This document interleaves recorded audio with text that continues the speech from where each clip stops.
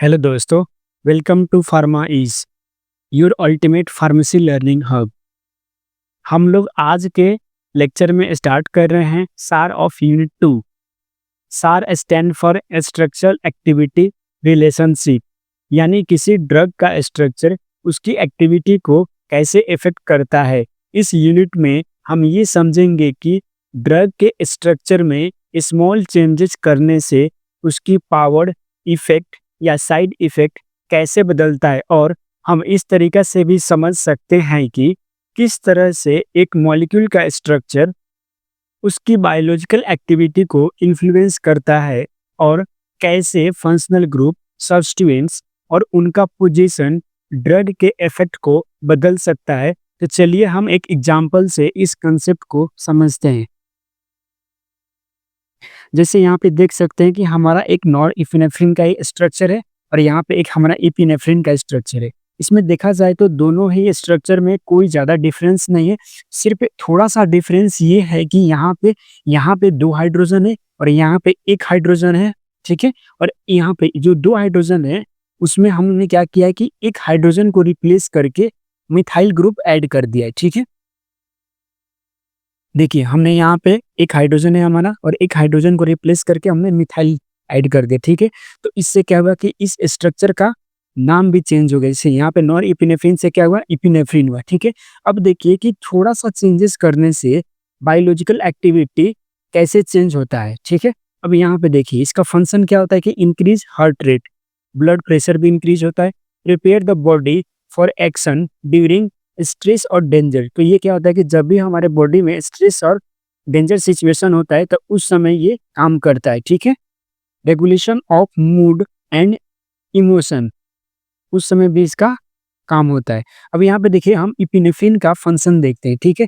देखिए फाइट और flight response या सिचुएशन के समय क्या होता है कि इसका यूज होता है।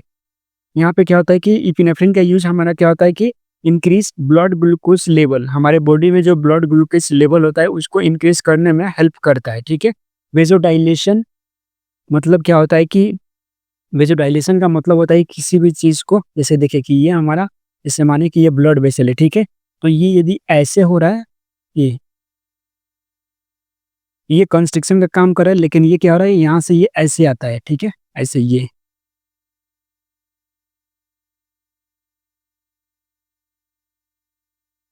ठीक है। तो ये हमारा क्या होता है, वेजोडाइलेशन का मतलब था वाइडनिंग होना ब्लड वेसल को, ठीक है। यहाँ पे क्या होता है, ये भी हमारा क्या होता है कि ब्लड प्रेशर को इंक्रीज करता है। हेल्थ इन कंडीशन लाइक अस्थमा, और अस्थमा जैसे कंडीशन में भी इसका क्या होता है, हेल्प होता है, ठीक है, यूज होता है। तो हम लोगों ने देखा कि यहाँ पे थोड़ा सा स्ट्रक्चर में चेंजेस करने से किस तरीके से बायोलॉजिकल एक्टिविटी हमारा चेंज हो गया, ठीक है।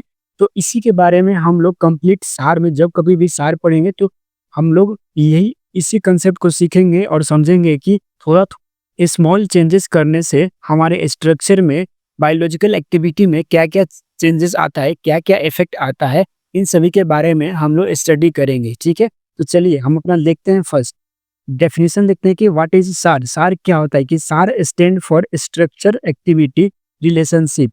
सार is the relationship between the chemical और 3D structure of a molecule and its biological activity. कहने का मतलब होता है कि हमने यहाँ पे स्ट्रक्चर देखा और इसका मॉडिफिकेशन भी देखा, उसके साथ साथ हमने क्या हुआ कि मॉडिफिकेशन करने के बाद जो भी हमारा फंक्शन हुआ उस स्ट्रक्चर का हम लोगों ने वो भी देखा, ठीक है। तो उसके बारे में भी हम लोग पढ़ते हैं। एक यहाँ पे इंपॉर्टेंट पॉइंट है कि it involve systematic modification of chemical structure to determine which structural component are essential for specific biological effects. ठीक है, इसका मतलब ये होता है कि हम लोगों ने यहाँ पे नाइट्रोजन पे 2 हाइड्रोजन है तो एक को चेंज करके हमने मिथाइल ग्रुप ऐड किया, ठीक है। तो उससे क्या क्या चेंजेस आए, क्या क्या बायोलॉजिकल चेंजेस हुआ, बायोलॉजिकल इफेक्ट रहा या बायोलॉजिकल एक्शन हुआ, तो उसके बारे में हम लोग स्टडी करते। अब देखिए यहाँ पे तो हमने एक हाइड्रोजन को रिप्लेस करके मिथाइल लगाया, लेकिन यहाँ पे हमारा अल्फा पोजीशन पे और बीटा पोजीशन पे ये भी हो सकता है कि यहाँ पे कोई मिथाइल ग्रुप हमारा आ जाए। यहाँ पे जो बीटा पोजीशन पे जो OH है इसको ये हमारा ना रहे, इसको हम रिमूव भी कर सकते हैं। यहाँ पे देखिए जो OH ग्रुप है यहाँ पे हम CH2OH भी लगा सकते हैं। जैसे देखिए यहाँ पे हम इसको OH को रिप्लेस किससे कर सकते हैं, CH2OH से भी हम रिप्लेस कर सकते हैं। तो इस तरीके का जो भी सिस्टमैटिक जो चेंजेस करते हैं स्ट्रक्चर में, उसके बारे में हम लोग स्टडी करेंगे, ठीक है? यहाँ पे देखिए कि हम यहाँ पे देखते हैं कि why do we need to study SAR in medicinal chemistry? Medicinal chemistry में हमें सार पढ़ने की ज़रूरत क्यों है? हम नहीं पढ़ सकते हैं, हमारे पास ऐसा क्या ज़रूरी आई हमारे बायोलॉजिकल एक्टिविटी या हमारे मतलब मेडिसिनल केमिस्ट्री में कि हमको इसका स्ट्रक्चर के बारे में बहुत ही ज़्यादा डीपली और अच्छे से पढ़ना पड़ता है। तो चलिए हम देखते हैं। To find the most active part of the drug, drug का सबसे जो मोस्ट एक्टिव पार्ट होता है उसको फाइंड करने के लिए हम लोग क्या होता है कि स्ट्रक्चर को मेडिसिनल केमिस्ट्री में हम पढ़ते हैं, ठीक है? जैसे देखिए, अब यहाँ पे देखा जाए तो सब मोस्ट एक्टिव पार्ट क्या हो रहा है हमारा, ये हमारा मोस्ट एक्टिव पार्ट इसलिए हो रहा है कि यहाँ पे जब हमने एक हाइड्रोजन को रिप्लेस करके जब मिथाइल ग्रुप ऐड किया, तो यहाँ पे एक हमारा दूसरा कौन सा बन रहा है, एक इपिनेफ्रिन बन रहा है। नॉन इपिनेफ्रिन से क्या बन रहा है हमारा, इपिनेफ्रिन बन रहा है, ठीक है? To make better and stronger drug means structural changes can improve how will the drug work. जब कभी भी हम स्ट्रक्चरल चेंजेस करते हैं किसी भी मतलब स्ट्रक्चर में, उसमें चेंजेस करते हैं, तो उसमें क्या होता है कि कितना अच्छे से वो काम कर रहा है, उसका साइड इफेक्ट क्या है, इन सभी चीज़ों का पता लगता है, ठीक है? यहाँ पे देखिए कि टू रिड्यूस साइड इफेक्ट भी रिड्यूस होता है। To design new medicine that is base for creating new and effective drugs. तो नया जब भी हम मेडिसिन वगैरह बनाते हैं तो उसके लिए भी क्या होता है कि हमें सारा मतलब जो भी हमारा स्ट्रक्चर एक्टिविटी होता है रिलेशनशिप किसी भी ड्रग्स का, तो उसके बारे में हम लोग स्टडी करते हैं, ठीक है? अपना नेक्स्ट देखते हैं।